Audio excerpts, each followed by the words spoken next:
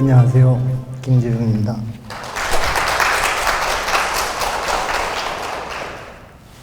앞에서 이렇게 말씀하신 분들 얘기를 쭉 들으면서 생각이 많이 잠기게 돼요. 지구를 살리는 것은 결국은 땅을 살리는 것은 풀이 아니냐라는 생각이 들더라고요. 우리 정원가들은 풀 속에 꽃들이 있으면 안타까워하죠. 그리고 그 풀과 싸워서 이기려고 매일같이 뽑아대죠. 참으로 그 정원을 만드는 일은 그 자연과 어떻게 동업을 할 건가에 대한 문제라고 생각이 듭니다. 저는 그 정원을 만들고 농약을 치지 않아야 되겠다는 생각을 했어요. 근데 대부분의 이제 우리가 정원을 만들 때 땅을 이렇게 보게 되면 좋은 땅이 어떤 땅일까를 고민하게 되죠.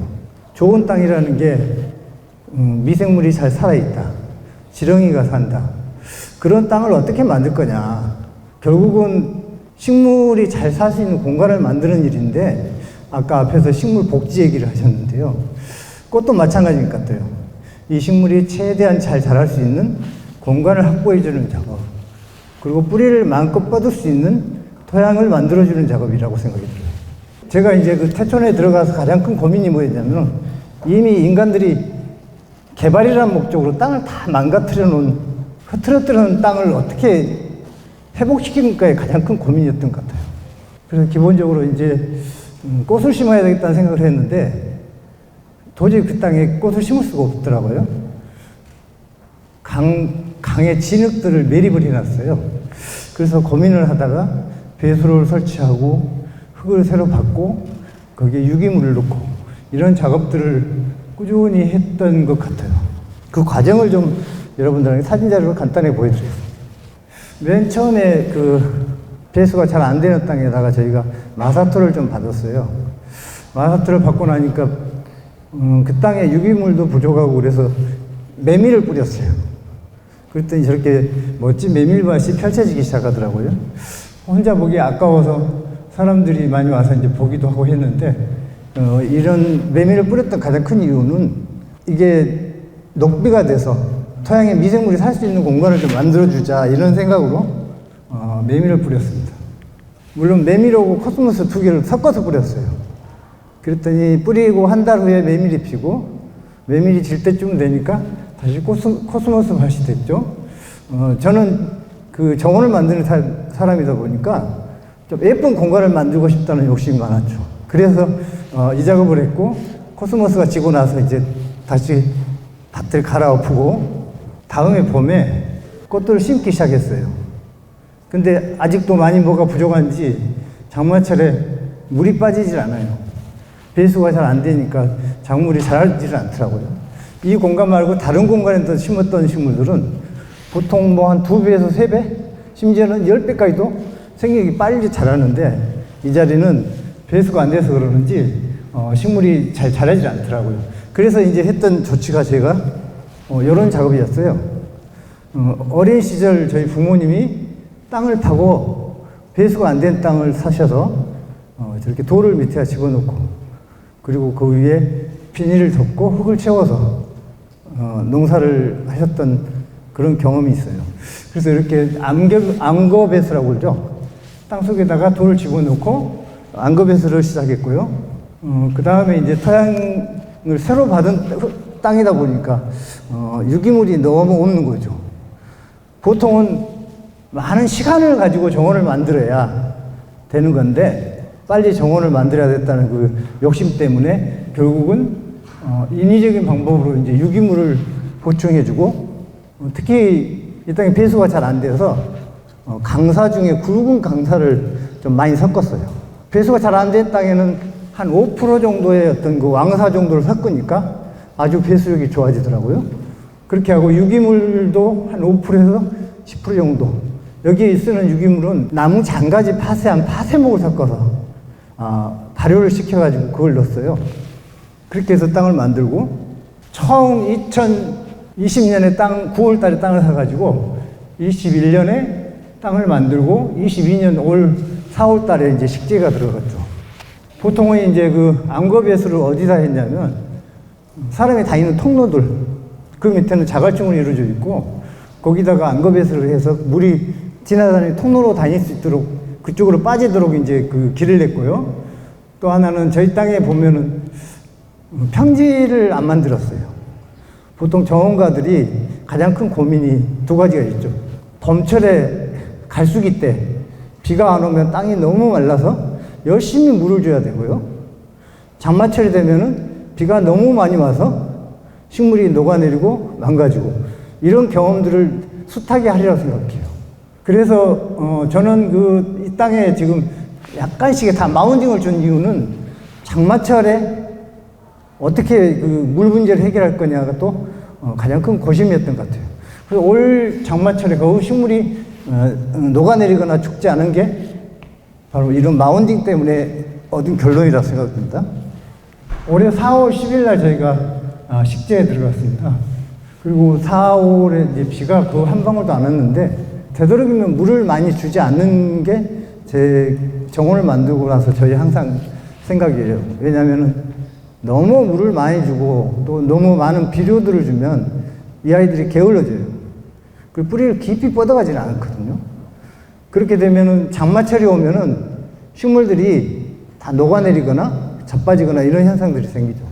그리고 그런 고민 때문에 되도록이면 이제 심어 놓고 뿌리 활착할 때 물을 주는 정도에서 최대한 많은 물을 주지 않았다. 저희 이제 정원 교육을 받으신 분들과 함께하는 사진입니다. 앞에서 이제 우리 농부님들은 풀이 땅을 만들어주기 때문에 풀을 키우고 그 풀을 통해서 많은 어떤 도움을 받는데 특히 저희들은 가장 큰 고민이 뭐냐면 풀 속에 정원이 식물이 꽃이 묻히면 안 되니까 계속 풀을 뽑아야 되는 어떤 일들이 벌어져요. 저는 개인적으로 이제 풀과의 싸움에서 이기는 사람이 없다고 생각하거든요. 보통 이제 시골에 왔다가 풀과 싸우다가 포기하고 다시 서울로 돌아가시는 분들이 의외로 많아요. 근데 저는 이번에 여기 같은 경우는 주로 이제 멀칭을 했어요, 멀칭. 아까 말했던 발효된 파쇄목으로. 그렇게 해서 풀씨가 발화되지 않도록 환경을 만들었죠. 특히 화학비료나 이런 농약은 일체 쓰지 않았고요. 그리고 어떤 분이 오셔가지고 그런 얘기를 하시더라고요. 혼자 이 큰 정원을 어떻게 가꾸냐고. 아니요, 저는 개구리랑 동업합니다. 이렇게 얘기를 했습니다. 제가 처음 가서 그 자리에 연못을 좀 만들어 놨더니 개구리들이 올챙이를 엄청 많이 까서 걔네들이 자라서 정원 안에서 계속 벌레를 다 잡아먹고 있어요. 농약을 한 번도 치지 않았어요. 그리고 또 장마가 되니까 곰팡이균들이 또 극성을 부리잖아요. 그래서 산에 가서 토착 미생물들을 잡아다 발효를 시켜서 그 물을 뿌려줬더니 곰팡이균들이 많이 사라지더라고요. 이렇게 자연과 동업을 하면서 정원을 운영하고 있습니다. 올 여름에 저희 정원의 이제 모습인데요. 아까 앞서서 식물 복지 얘기를 했는데 저도 여기서 복지 얘기를 좀 하고 싶어요. 이 식물들이 가장 건강하게 자랄 수 있는 살아있는 미생물이 살아있는 땅을 만드는 작업도 중요하고 또 하나는 식물의 식재 간격도 아주 중요해요. 보통은 정원을 디자인하고 식재를 할 때 예쁘게만 만든다고 다닥다닥 붙여서 빈자리가 없이 심게 되거든요. 그렇게 되면 여름철에 견뎌내지도 못한다는 거죠. 그리고 이 식물이 마음껏 자랄 수 있도록 공간을 확보해 주는 작업이 대단히 중요하다고 생각이 들어요. 그게 바로 제가 보기에는 식물 복지가 아닌가 생각이 들어요. 4월 10일 날 심어서 6월에 이렇게 자라줬죠. 그리고 한여름이 되니까 보통 자기 심어놨던 자기 부피에 한 10배씩은 자라는 것 같아요. 그리고 또 하나는 그 정원을 만들면서 예쁜 것도 중요하지만은 결국은 서로 어울리는 수종들을 선택하는 거 대단히 중요하다는 생각이 들어요. 그리고 또 하나는 좀 더 풀을 이겨먹을 수 있는 식물들을 심어야 되겠다 이런 고민들을 참 하게 돼요. 여기는 미생물 제가 발효시키는 과정인 거예요. 개구리가 살았던 작은 연못이에요. 요거 조그만 웅덩이를 제가 한 2개 정도를 만들었더니 물반, 올챙이 반. 그래서 올 가뭄 때 얘네들이 막 물이 마르니까 이제 말라 죽어서 열심히 물을 퍼다가 넣어줬더니 얘네들이 살아서 개구리가 돼서 정원에 뛰어다니는 거예요. 지금도 정원에 엄청난 양의 개구리들이 뛰어다니고 있어요. 요 며칠 그 안개가 아주 자욱해서 이른 새벽에 정원에 가봤더니 거미줄이 모든 꽃들, 모든 나무에 산에 전체가 다 거미줄 투성이에요. 보통은 거미줄이 있으면은 그걸 걷어내잖아요. 근데 그 많은 거미줄이 해충들을 다 잡아먹는 거예요. 그래서 저희 정원은 말 그대로 농약을 치지 않고 비료도 거의 치지 않습니다. 그럼 어떻게 저렇게 빠른 속도로 식물을 키울 수 있느냐? 초기에는 이제 처음에 유박을 조금 썼고요. 앞으로는 비료는 안 쓸 계획이에요. 스스로 비료 양분을 만들어내기 때문이거든요. 그렇게 해서 농약과 비료를 쓰지 않는 그런 생태적인 어떤 정원을 만들었으면 좋겠다는 생각으로 계속 운영하고 있습니다. 요즘 이제 가을이 들어서면서 이런 풍경인데요. 오늘 아침도 안개가 아주 자욱했던 것 같아요. 좋은 정원이라는 것은 식물이 자기 영역을 충분히 펼칠 수 있는 땅과 식재 간격이 대단히 중요하겠다. 이런 생각으로 여러분들한테 오늘 강의를 마치도록 하겠습니다. 감사합니다.